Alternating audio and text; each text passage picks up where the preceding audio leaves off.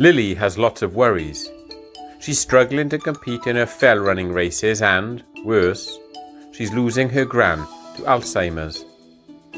But then she discovers her great-great-grandfather's diaries from the First World War.